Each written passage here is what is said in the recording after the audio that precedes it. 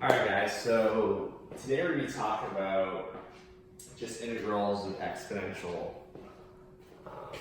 functions.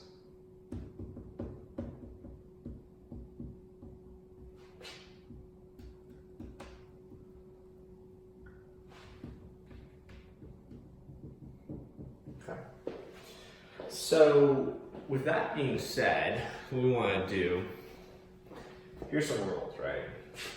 The antiderivative of e dx dx equals indeed e dx plus c. That makes sense because if you took the derivative of e dx, you'd get back e dx. The antiderivative of e to the kx dx equals e to the kx over k plus c. That's because if you took the derivative of the e dx kx, you'd multiply it by k. Based on chain rule. If you had the integral of a dx dx, you'd have a dx ln a plus c, because usually we would take the derivative as a dx ln a. Now we're dividing by ln a to get rid of it, and then long and behold, if a to the kx dx equals a to the kx over k ln a plus c. Essentially, that sums it up, a bunch of rules. And then we go straight into trigonometric functions. So the integral of sine x dx equals negative cos x plus c.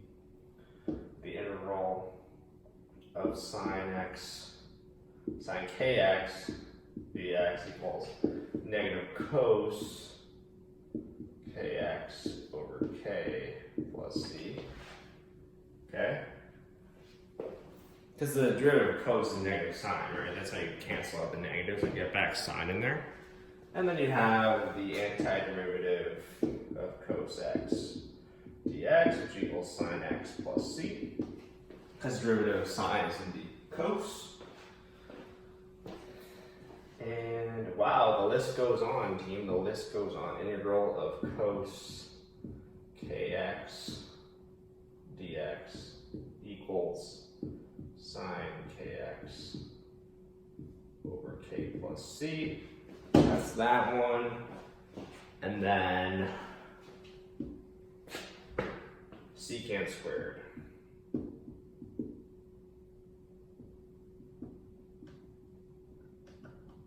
Okay, tan x plus c.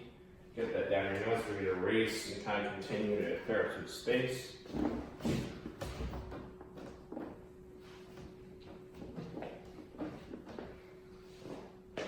Alright. So that's the case. We finished that secant squared. So if you have the integral of secant squared x with a k in front, dx, you have tan k of x over k plus c, you have that. And then you have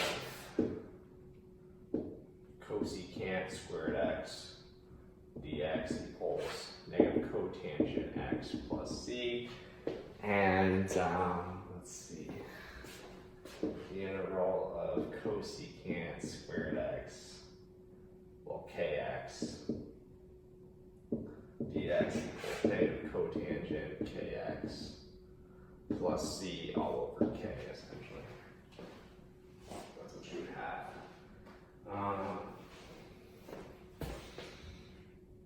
Then we're just going to look at some examples, actually. Well, it's a 4-page note, and I don't really care for the general strategy. Let's just do an example, a couple examples, and kind of go from there.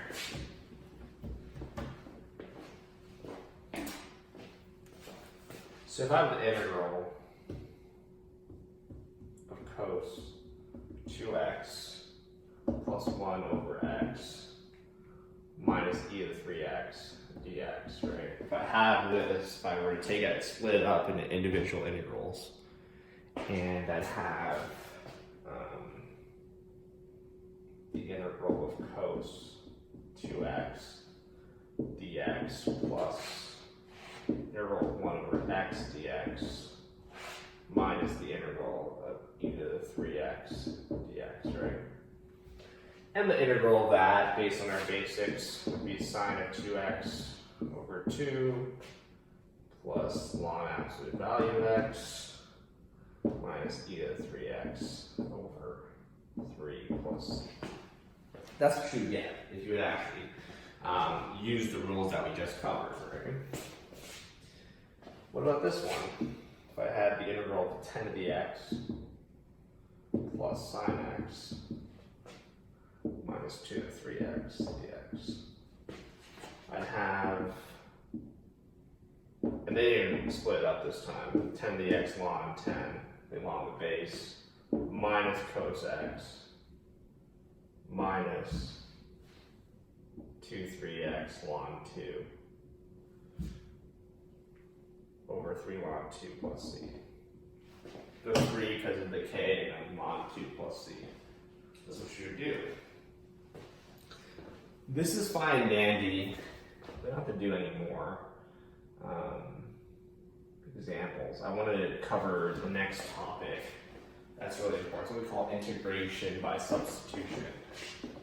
So what that is basically you go ahead and it's kind of like we know that the chain rule, if you had x squared plus 1 to the 2, you take the derivative of that, it would be x squared plus 1, and you'd subtract 1 from there and multiply by 2x, right? That would be the chain rule, right? Basic polynomial chain rule.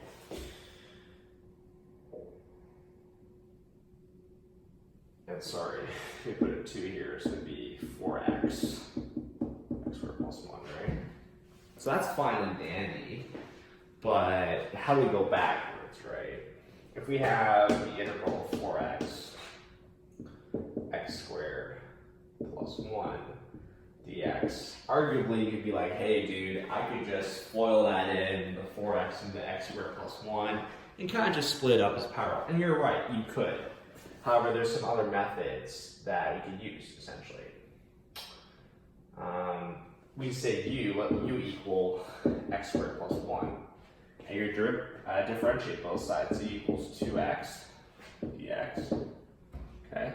And although we don't have 2's, at least I have an x in there. That's how you know it might be useful for you to use right here, u substitution. So if I solve for dx really just equals du over 2 of x.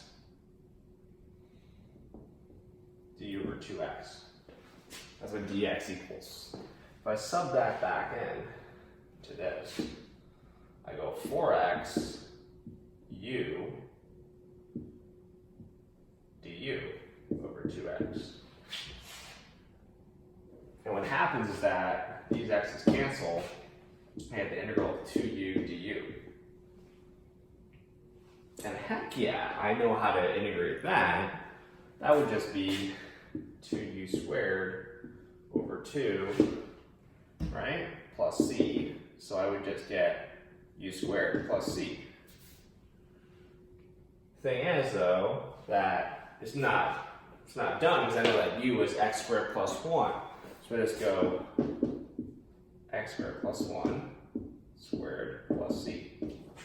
That'd be my integral through u substitution. We'll go through a lot more examples moving forward. I just want to introduce you guys the idea of u substitution.